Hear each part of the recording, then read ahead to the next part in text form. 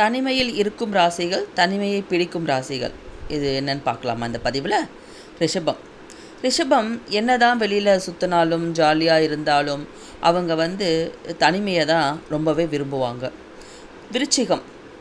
என்னதான் அவங்க வேலை பார்த்தாலும், என்ன அவங்களோட விஷயங்கள் அவங்க கவனமாக இருந்தாலும், கடைசியில் அவங்களுக்கு அந்த தனிமையில் இருக்கிறது தான் ரொம்ப பிடிச்ச விஷயமா இருக்கும். அதே மாதிரி தான் கடகம். கடகமும் எப்போவுமே தனிமையாக இருக்கணும் அப்படின்னு தான் நினைப்பாங்க. கன்னி. கன்னிக்கு நிறைய ஃப்ரெண்ட்ஸ் இருப்பாங்க, அதெல்லாம் இருக்கும்.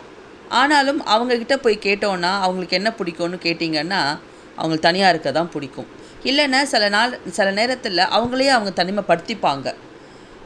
ஒரு மூட் அவுட்லேயோ ஒரு மன கஷ்டத்துலேயோ எதுலேயோ ஒன்று அவங்களே அவங்க தனிமைப்படுத்திப்பாங்க. அடுத்தது மகரம். மகரமும் இதே மாதிரி தாங்க. அவங்களுக்கும் நிறைய மூட் ஸ்விங்ஸ் இருக்குது. அப்புறம் மீனம்.